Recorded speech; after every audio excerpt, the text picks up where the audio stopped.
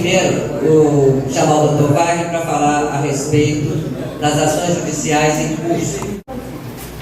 Boa tarde a todos, bom retorno.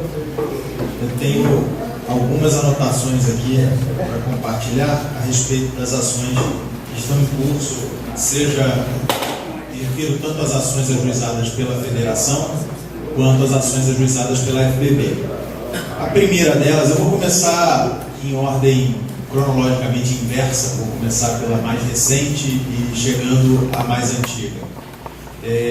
A primeira diz respeito à retirada de patrocínio.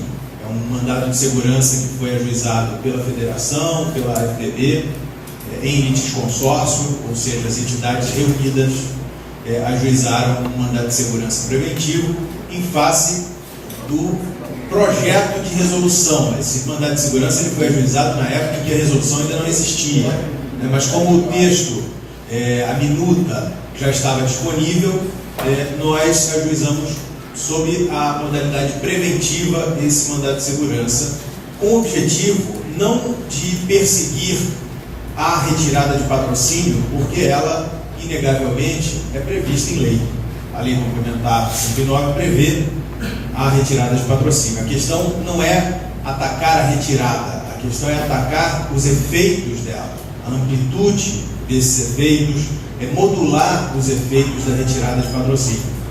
O primeiro aspecto que me parece elementar é que, em relação ao plano de benefícios encerrado, fechado em 1997, não se pode cogitar retirada de patrocínio, porque o encerramento do plano ele é um ato jurídico que se aperfeiçoou numa época em que não havia regulamentação de retirada de patrocínio. Então não se pode inovar em relação a um plano já fechado. Esse foi o primeiro dos fundamentos utilizados nesse mandado de segurança. Há uma questão pertinente a direito adquirido também questionado nesse mandado de segurança, mas o fato é que, como os senhores bem sabem, depois desse mandado de segurança foi finalmente editada a resolução, e a realidade da resolução é diferente da realidade da minuta que foi divulgada. Eu até conversava com o Dr. Gilberto no final das falas da manhã e comentava com ele o seguinte: é fundamental que nós pensemos numa nova ação judicial contra a resolução atualmente em vigor do CNPC. Porque, como eu disse, a realidade de uma era diferente da outra, a minuta enunciava determinados objetivos e a resolução acompanha alguns, mas diverge em outros. Então a gente precisa, de fato, estudar uma nova ação, que não vai ser mandado de segurança, vai ser uma ação ordinária, com um objeto muito mais amplo, porque, diante daquela minuta, que era só um projeto, nós tivemos que ser genéricos nas alegações, superficiais nas alegações, e agora não. A maturidade que o tema tem agora nos proporciona um grau de aprofundamento superior ao que foi possível no passado. A federação pode entrar com essa ação, as entidades associativas podem entrar com essa ação, entidades sindicais podem entrar com essa ação. É uma ação coletiva, uma ação ordinária de natureza coletiva, com o objetivo, então, de modular os efeitos da retirada de patrocínio recém-regulamentada pelo CNPC. Tem sucumbência, a não ser que se trate de uma ação civil pública, que aí não teria sucumbência, porque a lei que rege a ação civil pública é isenta da sucumbência. O artigo 17 da Lei 7.347 de 85 isenta. Qual seria o tamanho dessa sucumbência para que não tenha Pois é, eu penso que a sucumbência numa eventual ação ordinária, que não ação civil pública, ela não seria digna de preocupação, na medida em que a gente não está falando de uma ação com valor expressivo, com valor monetário que se possa atribuir. Então, o valor da causa na ação vai ser estimado apenas para efeito de alçada. Então, não é nada que seja preocupante, mas todos esses detalhes, que são detalhes técnicos, eu até preferiria trazer num momento um pouco mais adiante, depois que isso fosse objeto de pesquisa, reflexão, pesquisa de resultado, para ver como é que a jurisprudência se posiciona diante dessas reivindicações firmadas em ações coletivas e tal, inclusive sobre a sucumbência. Mas, na verdade, o meu objetivo era dizer que o mandado de segurança preventivamente ajuizado, na medida em que foi editada finalmente a resolução, ele praticamente perde o seu objeto, né? Porque o mandado de segurança preventivo atacava uma minuta, e agora a gente já não está mais falando de uma minuta. De toda sorte, esse mandado de segurança está sob julgamento. Então pode ser que haja uma decisão que sinalize o excesso por parte do CNPC naquela minuta de resolução. Se isso acontecer, é óbvio que vai ser útil para a nova ação, mas não é a nossa principal preocupação nesse momento. Bom, o segundo processo, a segunda causa que eu trouxe aqui para compartilhar com os senhores diz respeito ao mandado de segurança, são dois, na verdade, um da Federação e um da FBB, que foram impetrados em face da resolução 26 do CGPC, naquilo que diz respeito à reversão de valores para o patrocinador. É sempre bom destacar que aquela ação ela não questiona a resolução 26 inteira. Ela questiona apenas o ponto em que exorbita o que a lei permite. A resolução 26, como os senhores bem sabem, ela autoriza a reversão de valores para o patrocinador, e isso é algo que a lei não prevê. E resolução não pode dizer algo que a lei não diz. Eu já tive a oportunidade de dizer isso em vários encontros nossos, e acho que na última plenária aqui da Federação eu também reportei esses assuntos aqui, e muito provavelmente os senhores conhecem essa fundamentação e sabem que um regulamento não pode dispor em sentido maior do que a lei regulamentada dispõe.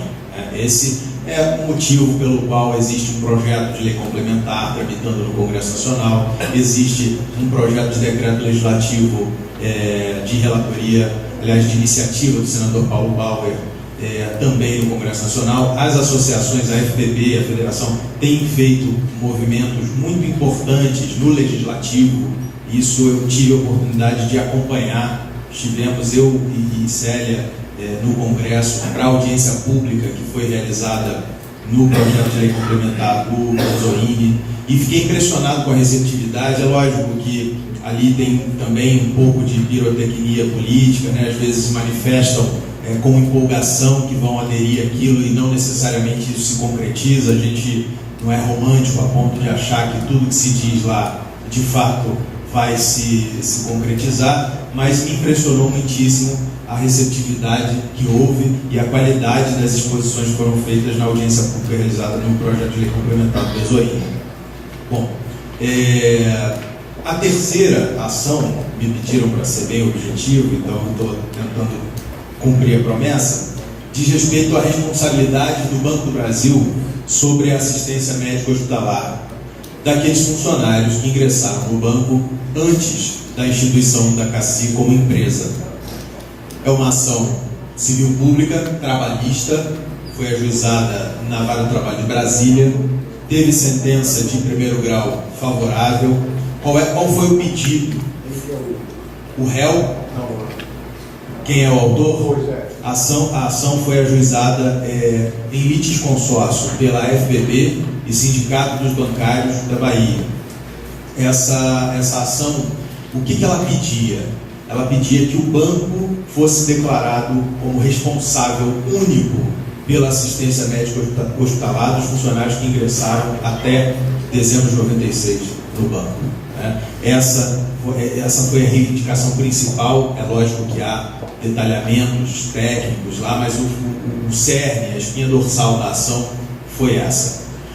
O que aconteceu? Sentença de primeiro grau amplamente favorável, foi divulgada inclusive no site da associação, da federação, me parece que também foi amplamente favorável à decisão, mas a gente sabe que a gente está litigando com um gigante, é uma briga de Davi com Golias. E o Banco do Brasil interpôs recurso ordinário ao Tribunal Regional do Trabalho de Brasília. Esse recurso foi provido para concluir que, na realidade, aquela pretensão estava prescrita, de que aquele pedido que se formulava na ação só poderia ter sido deduzido em juízo no máximo em 2 anos a contar de 1996, ou seja, até 98 que aquela ação poderia ter sido ajuizada. Mas essa conclusão queria dividir com os senhores o fato de que não procede. Por que não procede? Porque a gente está falando de ação civil pública, a gente está falando da tutela de interesse coletivo, de interesse meta-individual. E existe farta doutrina e jurisprudência sobre a imprescritibilidade de direitos coletivos e meta-individuais, por uma razão muito simples. O que é a prescrição? É a caducidade de um direito, né? O direito caduca pelo fato de não ter sido defendido em tempo hábil pelo seu titular. Quem é o titular do direito nesse caso? Cada um dos funcionários que ingressaram até 1996. Como é que poderia a prescrição punir pela inércia cada um dos funcionários, se na verdade a ação civil pública só pode ser ajuizada por entidade associativa? Então, não se poderia punir o titular do direito por inércia, na medida em que ele não tem capacidade jurídica de reivindicar isso no plano coletivo. Essa é a questão. Então, como eu disse, existe doutrina e jurisprudência favorável à imprescritibilidade, que inclusive foram citadas pela juíza na sentença de primeiro grau. O que nós fizemos? Como a decisão do TRT de Brasília foi extremamente superficial, a gente percebeu que o objetivo era matar a ação, não discutindo o mérito, mas discutindo aspectos que transitam no entorno, né, que é a questão da prescrição e tal. Eu tinha um professor que dizia que quem não tem razão no mérito se defende com preliminares e prejudiciais de mérito, né? Isso ficou bastante claro. E nós recorremos, portanto, contra a decisão do TRT de Brasília para o Tribunal Superior do Trabalho. Esse recurso está aguardando julgamento, já tem relator definido, a ministra Cátia Arruda, uma ministra que é oriunda da advocacia sindical. Então a perspectiva não é ruim, é boa, né? A ministra, repito, empossada através daquele mecanismo do quinto constitucional. Ela veio da advocacia e foi advogada de sindicato a vida inteira.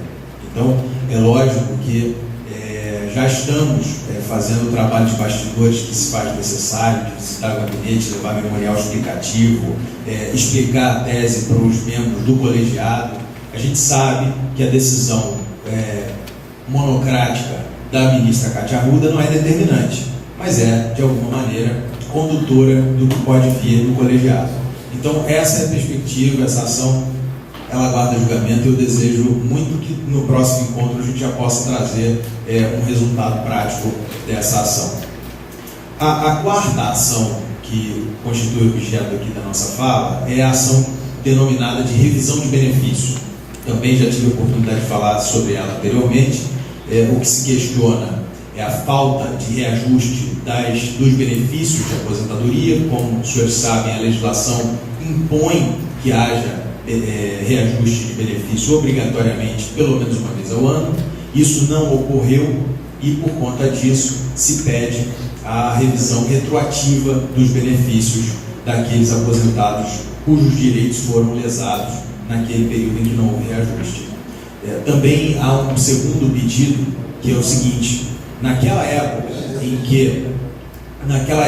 que o reajuste dos aposentados foi atrelado ao reajuste dos da ativa, e os da ativa não tiveram reajuste, tiveram abono.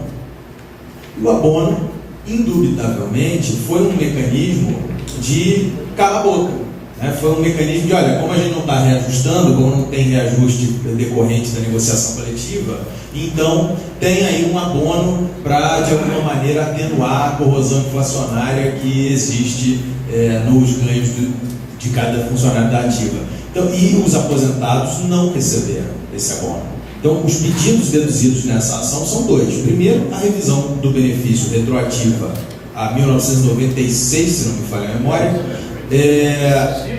5 e 6, exatamente, a 1995 e 6, e, além disso, a concessão do abono para os aposentados. Essa ação, ela, em primeira instância, foi julgada improcedente. Nós recorremos e o nosso recurso foi acolhido para que houvesse a procedência parcial dos pedidos. Pois não, tem uma parte lá. Só queria você me tirasse uma dúvida. Por exemplo, quem aposentou nesse período, 97, 98, não teve nenhuma ação, não tem nada que possa beneficiar, porque recebeu uma bomba, recebeu, morreu ali, porque não foi agregado ao seu vencimento padrão. Sim. E aí tem alguma coisa que possa beneficiar essas pessoas? Nessa ação, não. Nessa ação, ela vai beneficiar quem já se encontrava aposentado no período discutido, que é 95 e 7. Então, quem aposentou depois, que seja a partir de 97, está no limbo ainda. Sim. Não, eu não diria que está no limbo, mas eu diria que não tem como ser defendido por essa ação. Porque essa ação... Estou falando nessa ação, seria uma nova ação Sim, buscar que buscasse uma equiparação. Porque quem aposentou nesse ano, no meu caso, não teve direito a buscar o reajuste no período que da organização, e como o abono só foi um abono provisório, não vai ser nada. Exato. Isso teria de ser objeto de uma ação nova. Não vai ser alcançado pela ação em curso, a não ser quem já estava aposentado em 95 e 7. Ok? Essa ação, como eu disse, nós tivemos um êxito no recurso que nós formulamos contra a decisão de primeira instância que tinha sido de improcedência, e é evidente que a Previ e o banco recorreram ao STJ.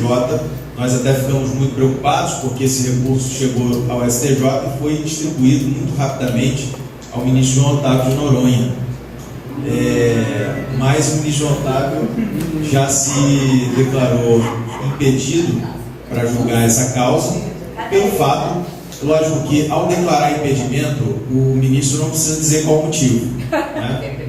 Mas ele declarou. Ele de fato participou como consultor jurídico do banco daquele acordo que foi entabulado em 97 e que contemplava muitos dos mecanismos que estão sendo questionados nessa ação. Inclusive o próprio acordo, a nulidade do acordo está sendo pedida nessa ação civil pública. Então não faria sentido, tendo ele atuado como advogado do banco, agora atuar como julgador da validade ou da anulabilidade de um ato jurídico do qual ele participou.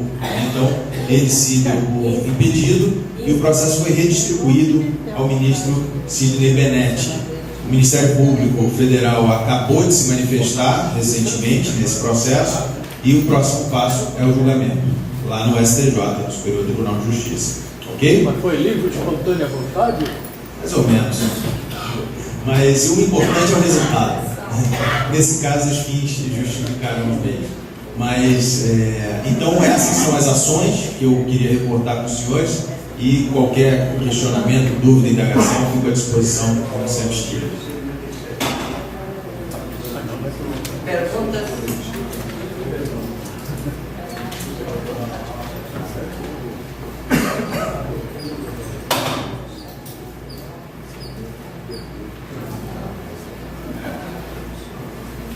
Eu gostaria de saber o seguinte, do Dr. Wagner.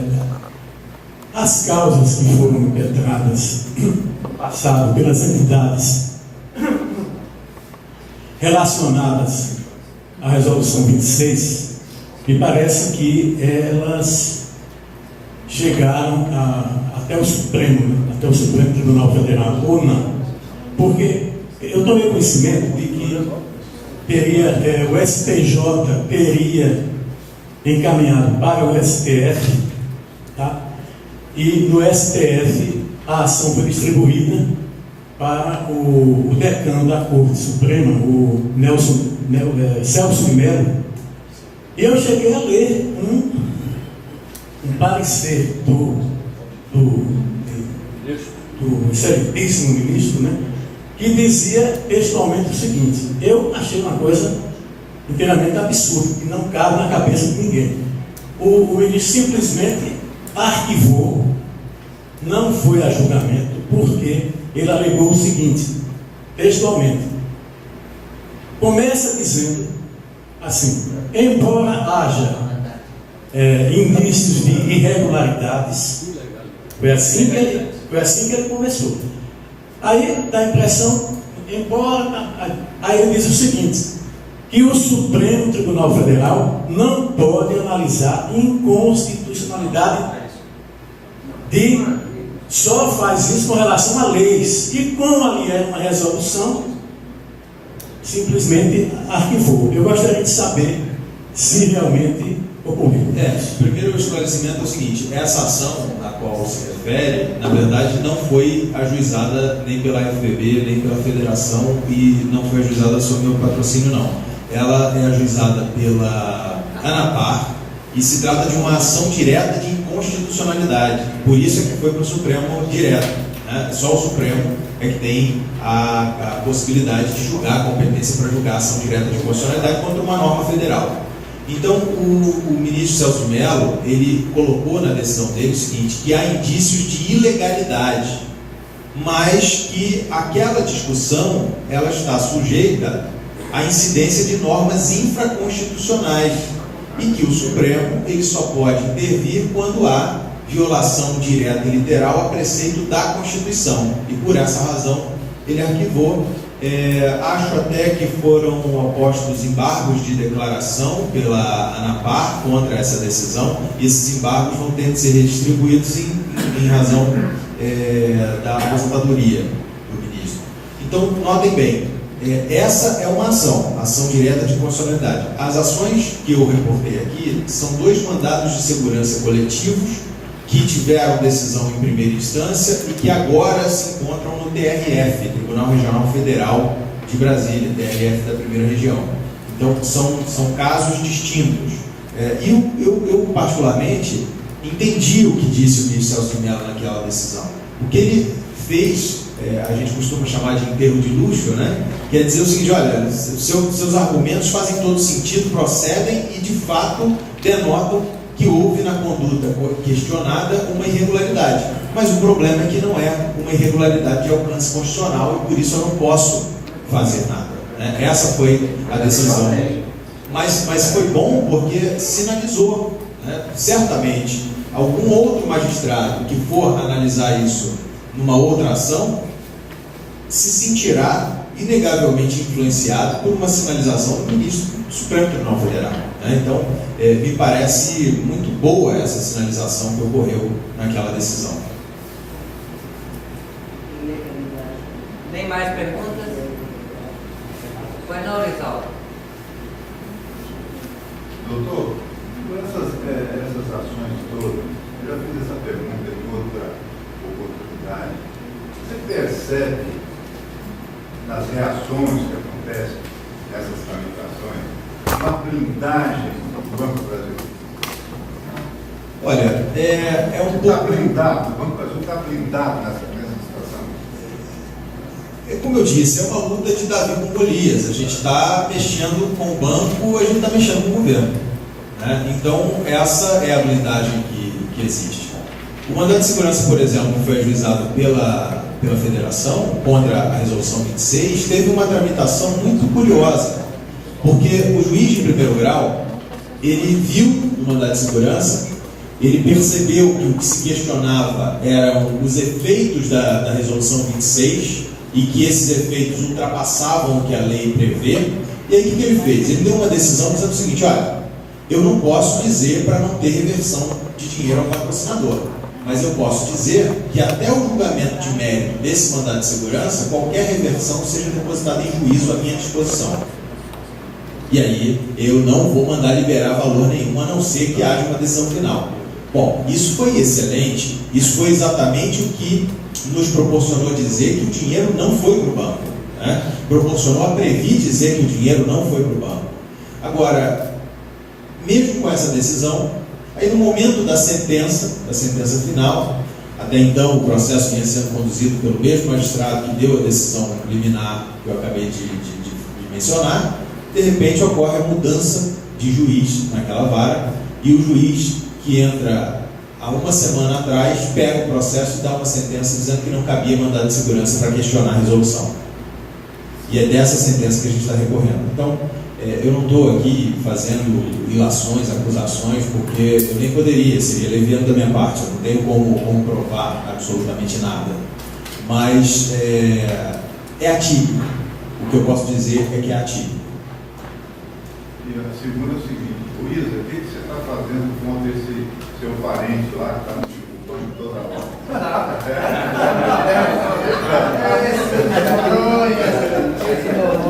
Olha, Doutor João Otávio de Noronha é tido em Brasília como uma sumidade em direito, né, doutor?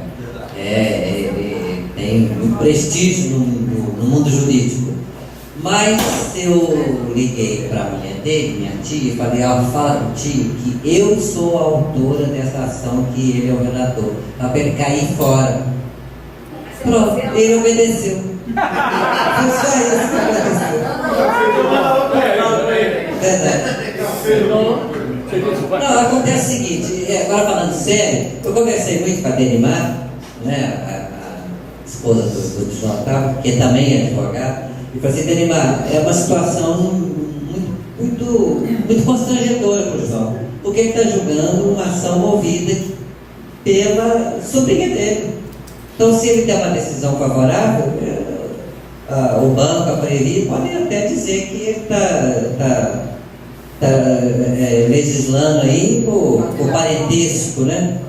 Se ele der uma decisão contrária, quem vai no pé dele sou eu. Eu assim, só porque você é meu tio, você está derrubando nossa ação, só para não fazer feio. E com toda certeza ele considerou isso, mas a razão que ele deu nos autos é que ele tinha sido consultor jurídico do Banco do Brasil, né? E participou da feitura do contrato BB previsto em 97, então ele era impedido de participar, de relatar uma matéria da qual ele não é isento e imune, né? Inocente. Só isso. Ou seja, a subidade sumiu, né? A subidade sumiu.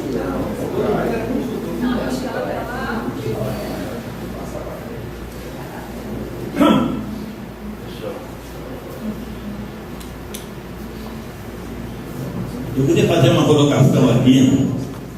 Eu não sei se o doutor Wagner leu a última revista Previ, e saiu uma matéria sobre as ações judiciais. Chegou a ler, não? Não sei se é a impressão, não tenho a impressão também aqui do plenário, mas eu vi justamente hoje a proposta de moção. Eu teria uma moção a propor aqui, uma moção de repúdio a esta matéria feita para a revista Previ, porque e se tratando de um velho advogado, como eu disse, até jubilado, 50 anos, isso é puro terrorismo. E embora também tenha se falado aqui há pouco, o colega, né, se referiu, embora seja, a matéria inicia assim: embora seja um direito constitucional de realizar ações, e aí investe de uma maneira terrível a respeito de um verdadeiro cerceamento de defesa. Tá? Então, uma orelha que fala sobre a revisão de benefício, e tem sido a postura do diretor Marcel, né? Chamada Renda certa. Renda certa também, mas a revisão de benefício. Né?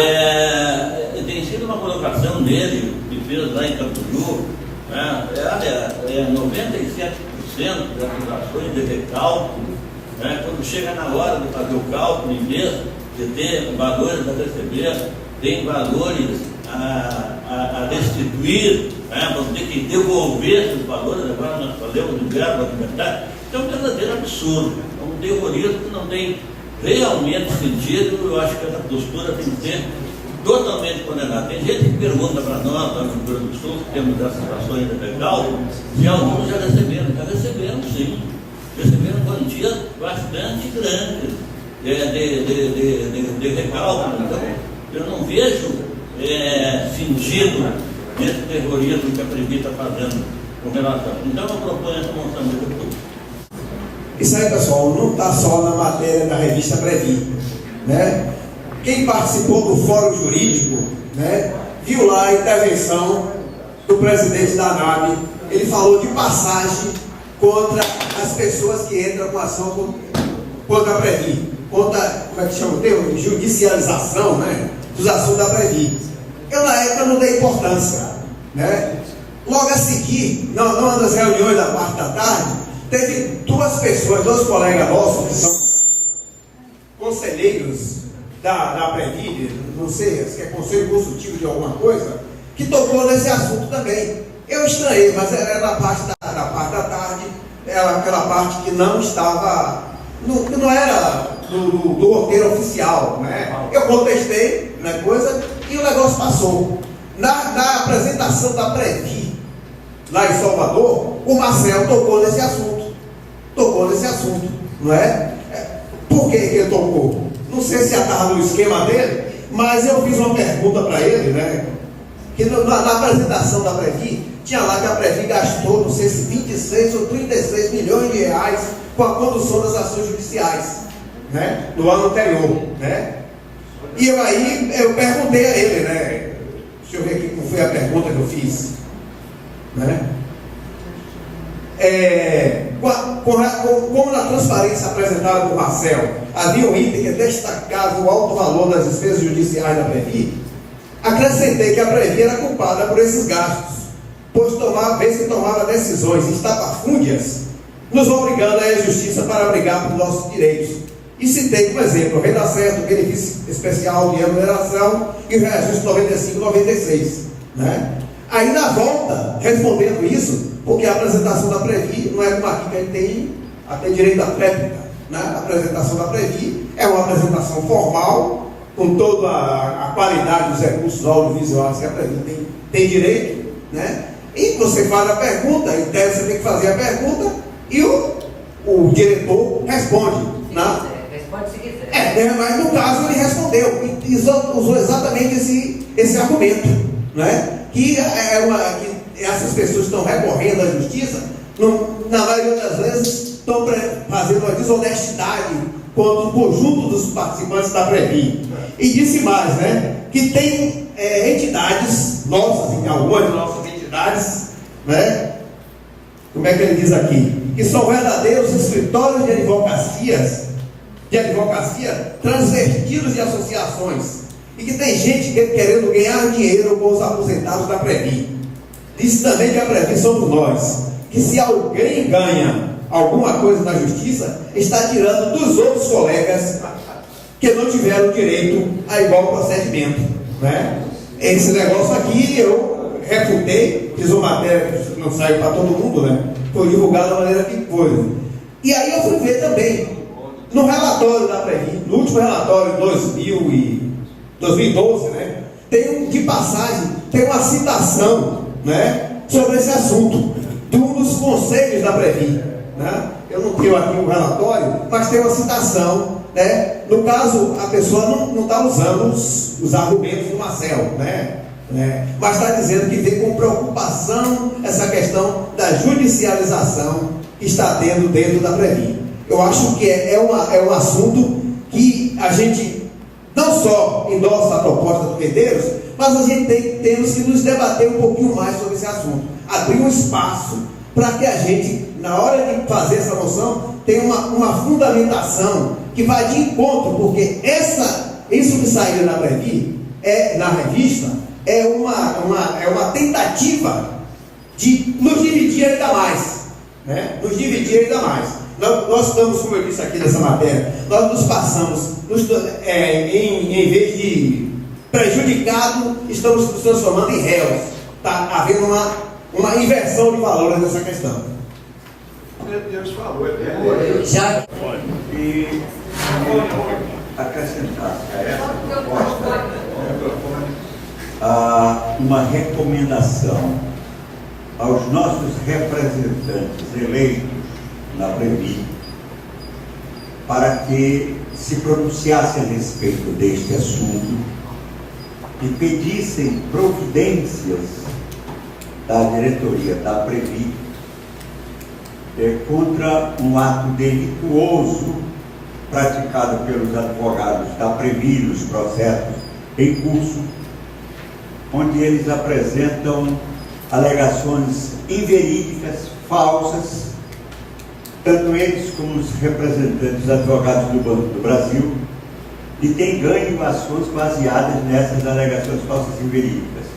E eu me comprometo a fornecer à Federação, para que encaminhe a esses representantes com pedido de providências, cópias de processos que eu tenho lá da Justiça do Trabalho no Paraná, onde, nas ações de renda certa, o advogado da Previ apresentou a seguinte justificativa, e que foi acolhida pela Justiça.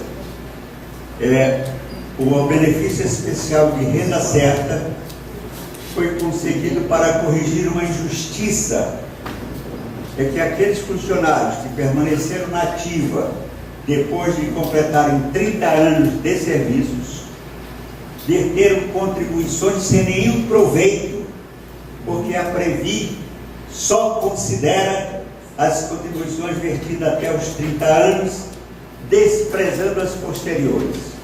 Isso consta, eu tenho cópia dos processos que eu fui buscar, eu mencionei isso hoje de manhã. Eu estou atrás do e-mail do jornalista Hélio Gaspar, que denunciou esse fato, porque eu tenho um levantamento completo dessa situação. Foram 12 processos que eu fui buscar cópia nos arquivos do Tribunal Regional do Trabalho, quando saiu aquela reportagem em diversos jornais, no Jornal Globo, no Jornal Folha de São Paulo, no Jornal Estado de São Paulo, e eu levantei esses processos, tenho cópia deles, e lá estão as alegações em todos os processos apresentadas pelo advogado da Previ. Oi, você me dá uma frase. Nessa linha de raciocínio também, eu tenho em casa três sentenças, né, que o juiz, né, acompanha o raciocínio da Previ. O processo não é esse, o processo é o 75%, aquela aumento do teto de contribuição de 75 para 90%. Então, lá no processo, o juiz está dizendo que ele era contra aquele pedido formulado pelo nosso advogado, porque 90% foi criado para beneficiar as pessoas que recebiam 75% de benefício. E dizia lá, na época, o benefício foi reduzido de 136% para 75%. E 136% é maior do que 75%. Então foi criado de 90% para contrabalançar esse prejuízo que o pessoal tem, que é um absurdo completamente. O doutor Wagner também deve ter cópia disso aqui, porque eu recebi cópias de processos que foram julgados aqui no Rio de Janeiro, onde a Justiça recusou acolher essa alegação dos advogados da Previ. E eu explico para vocês entenderem melhor a coisa. A Previ usa um redutor para considerar as 360 contribuições correspondentes aos 30 anos. Mas a apuração do valor do complemento é feita de forma indireta, numa combinação entre o artigo 28 e o artigo 31 do regulamento do plano. O artigo 28 dispõe sobre o salário de contribuição e estabelece que o funcionário, até completar 30 anos de contribuição para a Previ, ele contribui sobre um percentual que corresponde a 136% do salário do posto efetivo, e quando completar 30 anos, ele passa a ter um aumento sobre o salário de contribuição da ordem de 9%, que é acrescido a cada 12 contribuições posteriores a 360 de 9%. De tal maneira, aí você pega o artigo 31, que fala sobre o salário real de benefício, que é o sinônimo do complemento Previ, e o artigo 31 diz o seguinte: entende-se por salário real de benefício a média das 36 últimas contribuições anteriores ao mês do início do benefício, vertidas pelo associado que permaneceu ativo depois de 30 anos. Então, o que acontece com isso? O funcionário que trabalhar 33 anos, basta que ele trabalhe 33 anos, e a média das 36 últimas contribuições prestadas por eles à Previ são todas posteriores às 360. E só esse fato serve para desmentir a alegação dos advogados da Previ. Ou seja, eles são litigantes de má fé, e isso exige da diretoria da Previ uma providência drástica. Ou demite esses advogados, porque isso é um comportamento que, eu digo sempre isso, envergonha, enxovalha e humilha o funcionalismo do Banco do Brasil. Nunca aconteceu isso no meu tempo. O Banco do Brasil antigamente não utilizava desse expediente ardiloso, mentiroso. Pois bem, eu tenho cópia desses processos, porque eu estou me preparando para fazer uma denúncia e quero levar isso para o Congresso Nacional, e é por isso que eu ando atrás do e-mail do jornalista Hélio Gaspari. Eu quero ter uma entrevista com ele, já que ele publicou essa reportagem, e só a transcrição desses artigos serve para desmentir a alegação do advogado da Previ. Porque nesses processos em que os colegas ingressaram postulando benefícios de renda certa depois de terem sido preteridos, e o funcionário que se aposenta com 28 anos de banco, por exemplo, e de contribuição para a Previ, ele também continua contribuindo, completa as 360 e contribui até morrer para a Previ e não recebe nenhum benefício adicional. Esses é que são efetivamente prejudicados, enquanto aqueles outros são beneficiados duas vezes. São beneficiados, em primeiro lugar, porque eles recebem a média das 36 últimas contribuições aumentadas em 9% a cada grupo de 12 contribuições, e depois, com o benefício de renda certa, eles passam a receber precisamente aquelas contribuições mais elevadas que contribuíram para elevar o salário real de benefício e complemento previsto deles. Isso sem considerar, por exemplo, que o funcionário, depois que completa 30 anos de contribuição para a Previ, continua trabalhando, ele ainda tem um aumento do valor do complemento resultante do reajustamento salarial, que é feito todos os anos. Isso também contribui para elevar o seu salário real de benefício. Além disso, tem uma outra perspectiva de ter um outro aumento. Se ele for promovido, por exemplo, o funcionário que está com 30 anos de serviço, ele sabe que ele tem a possibilidade de ser aumentado, promovido no ano seguinte, e é mais um aumento no valor do salário real de benefício. Então, a Previ contemplou duas vezes esses funcionários, eles não têm culpa disso, mas preteriu os demais funcionários. E é uma alegação falsa, e é preciso que nós tomemos uma providência extremamente rigorosa com isso, porque isso nos envergonha, e é má fé. E nós precisamos apurar devidamente se isso é fruto de corrupção do Banco do Brasil, de um agente corruptor, ou se é um procedimento indecoroso e ilegal dos advogados da Previ, que estão litigando de má fé. Então a diretoria da Previ não pode ignorar uma denúncia dessa natureza, e ou ela toma a providência de punir esses advogados, demitidos para que não denigram a imagem da Previ, ou então eles assumem a responsabilidade, que é a ordem da Previ, para que eles procedam dessa maneira. Então, por isso, a minha proposta, eu me comprometo a encaminhar à Federação cópia dos processos em que os advogados da Previ mentem na Justiça, e a Justiça acolhe essa alegação mentirosa. O doutor Rui abordou o assunto relativo à renda certa, eu acho que vale a pena mencionar, né?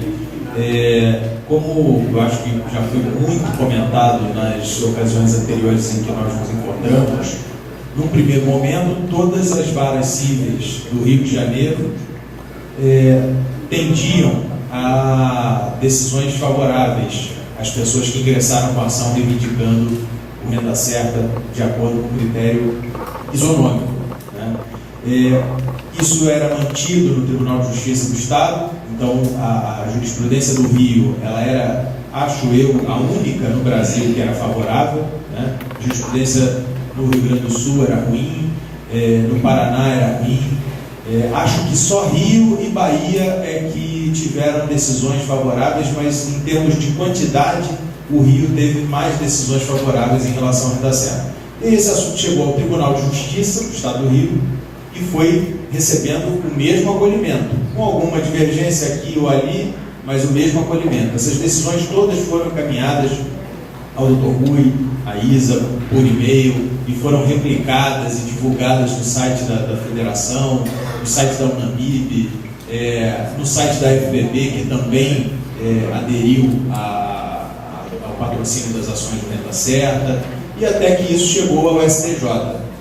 E no STJ caiu na quarta turma do STJ, teve como relator o ministro Luiz Felipe Salomão, que proferiu uma decisão mudando radicalmente aquilo que até então estava concebido pela jurisprudência fluminense. E a partir da decisão do STJ, eu estive no julgamento, fiz a sustentação oral em nome do associado que ali figurava como autor da ação, ele e mais outros 9. O advogado da Previ também esteve presente, fez sustentação, e após as sustentações iniciou-se o debate entre os integrantes da quarta turma do Superior Tribunal de Justiça, e o que a gente percebeu foi uma intervenção de aproximadamente uns 20 minutos do ministro Otávio de Noronha, explicando o quanto uma condenação daquela em face da Previ poderia representar ameaça à economia do Brasil, pelo fato de que a Previ detém participação de empresas de setores estratégicos e que qualquer condenação em massa, como aquela que despontava no horizonte, tudo se encaminhava para aquilo, poderia ameaçar a própria estabilidade econômica brasileira. E falou com a autoridade de quem participa da Previ, né, e falou com a autoridade de quem havia sido consultor jurídico do banco. Naturalmente que, para os integrantes da quarta turma do STJ, entre levar em consideração os argumentos que eu, advogado, manejo, ou que o advogado da Previ maneja, e levar em consideração os argumentos utilizados pelo seu par, é muito mais fácil levar em consideração esse último. Então, foi uma decisão unânime da quarta turma do STJ, revertendo radicalmente, como falei antes, e julgando improcedente o pedido do renda certa. A partir daí, as decisões regionais começaram a acompanhar a posição do STJ.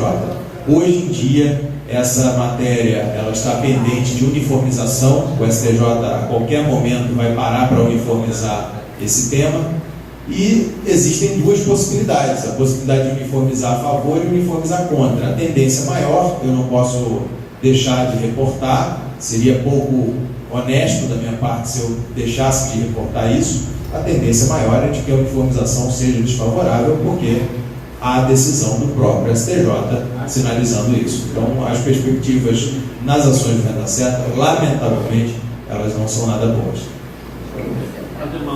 Só um minutinho, beleza, só para acrescentar um ponto. Com essas sucessivas derrotas, os colegas têm sido condenados à sucumbência. Lógico que a sucumbência, em geral, é pequena, porque as ações foram divididas em grupos de 10 pessoas. Então, tem sido condenações assim de 3 mil e poucos reais, que dividido pelo número de participantes da ação, dá uns 300 reais. Mas, mesmo assim, é profundamente desagradável para nós, presidente de associação, quando a gente tem que encaminhar para o associado como é que chama aquele papel? De pagar? Não é um boleto, não, é um egrégio, uma egrégio para ele recolher coisa. E há casos até que algum juiz de alguma vara recusou o litisconsórcio, então tem 1, 2 só na ação, aí é uma traulitada, são valores expressivos. Então eu peço aos colegas presidentes da associação que conversem bastante com seus associados. Entrar na justiça é um direito de todos nós, mas quem entra sabe que tem 50% de chance de ganhar e 50% de perder. E quando perde, a sucumbência. Tá? Porque todos eles assinam o termo dando ciência que está aderindo a uma causa e que pode ter sucumbência. Mas passa-se 5 anos, 6 anos, que as causas demoram muito, e fala assim: poxa, mas eu além de não ganhar, ainda vou ter que pagar? Exatamente, além de não ganhar, ainda tem que pagar. Pois não, Medeiros?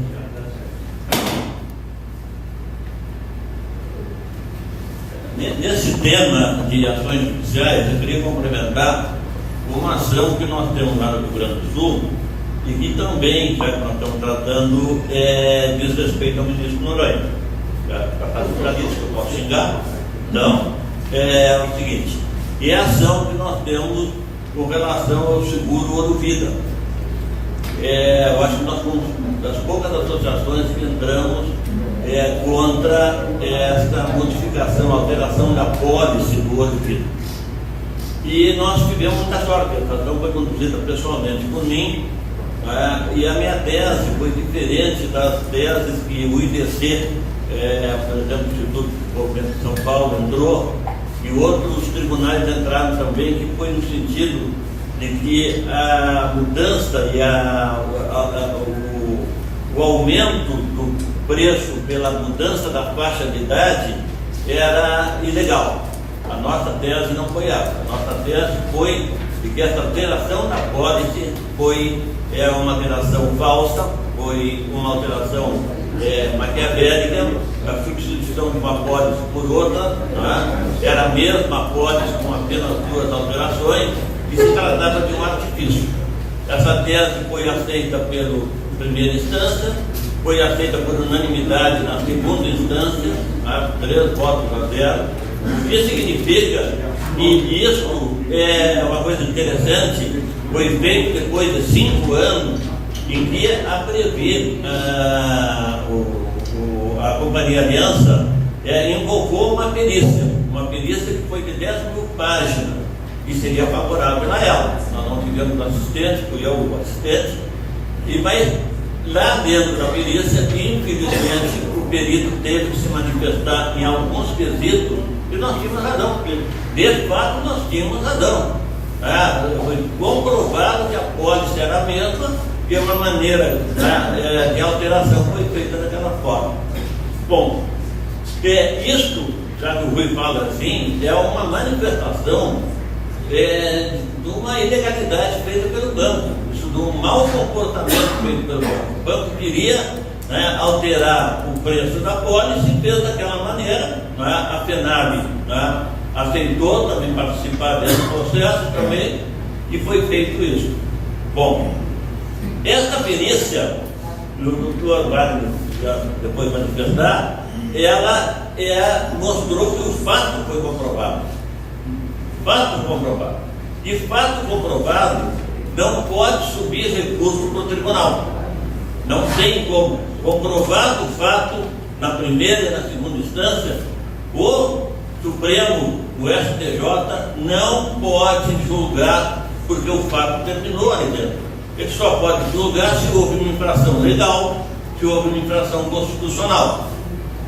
Mesmo assim, o que aconteceu? A Companhia Aliança, que hoje é totalmente Banco do Brasil, na época, para vocês verem o comportamento mau do banco, na época nós alegávamos que a Companhia Aliança tinha participação do banco, eles alegavam nos autos que não, que a Companhia Aliança não tinha participação do banco, no próprio jornal estava manifestado isso aqui. Muito bem, não pode haver recurso. Companhia Aliança, Banco do Brasil hoje recorreu ao tribunal. Aí, naturalmente, o vice-presidente do Tribunal de Justiça negou o seguimento do recurso, e aí eles entraram com um recurso contra isso, para subir, e foi para o tribunal. Foi distribuído no STJ para quem? Ministro Otávio Noronha. Ministro Otávio Noronha, o que ele deveria fazer igual no processo esse que a Isa fez? Deveria recusar o processo. O que o ministro João Otávio Noronha fez? Aceitou o processo. Usou o banco para examinar. Quando ele fez isso, que para mim seria realmente um absurdo, estamos falando aqui de um absurdo, aí nós entramos lá com um processo de suspeição. E qual é a nossa surpresa? Nós entramos só com um processo de suspeição, alegando que ele era consultor jurídico do Banco do Brasil naquela época, e naturalmente existia um envolvimento do banco. Estava a nossa surpresa que, ao ele reconhecer esse negócio, ele acrescentou. E não só ele era consultor jurídico do Banco do Brasil na época, como era conselheiro de administração da própria Companhia Aliança. Isso ele não se lembrava na ocasião e aceitou a ser o relator do processo. E aí, esse processo foi redistribuído para a ministra Miriam Koch, está há 3 anos lá.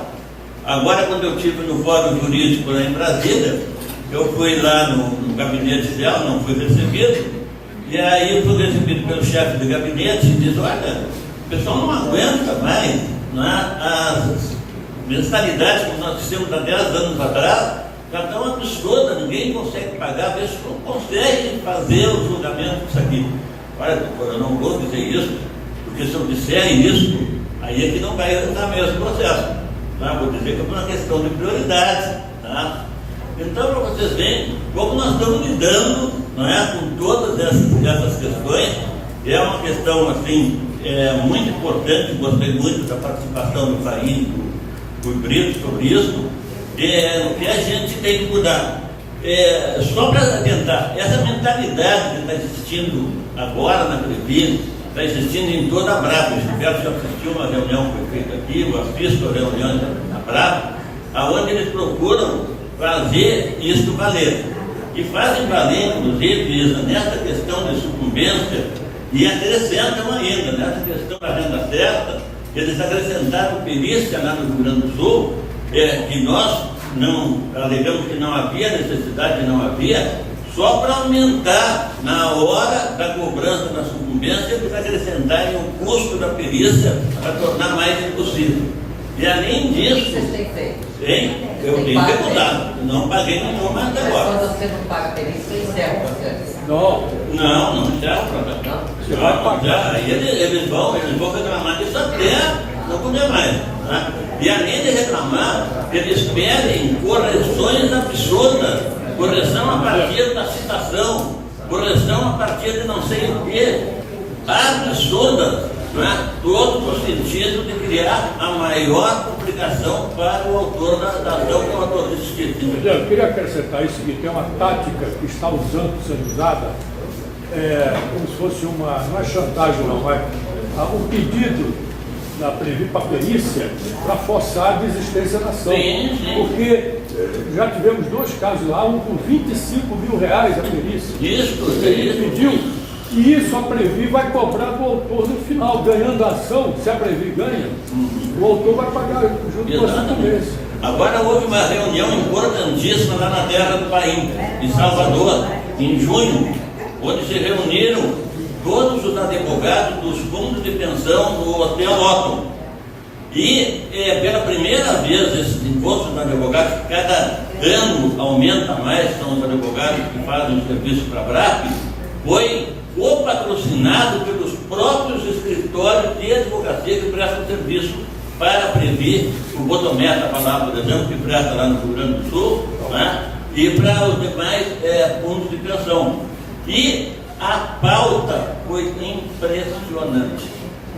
A pauta, vale a pena vocês entrarem no site da BRAP, tá? E questionarem lá eventos e tirarem a programação, porque lá está exatamente tudo que nos interessa. Eu assisti o desse na BRAP no Rio. Ele faz uma estratégia de como abordar os juízes e convencê-los das teses da patrocinadora. Eu não falo aqui porque nós estamos Isso a gente precisa aprender, né, Miguel? na frente da gravação, mas lá no Rio Grande do Sul foi mudado esta orientação que o Dr. Wagner falou aqui na renda certa, porque a quinta e a sexta vara que julgavam esses processos na renda certa foi visitado por diretor do banco, advogados e uma alta cúpula visitou cada um dos juízes e conversou a título de esclarecer sobre a situação dos processos, principalmente sobre aquela lenda que eles pregam ali e que vai quebrar os fundos de pensão. Nós temos que tomar muito cuidado com isso.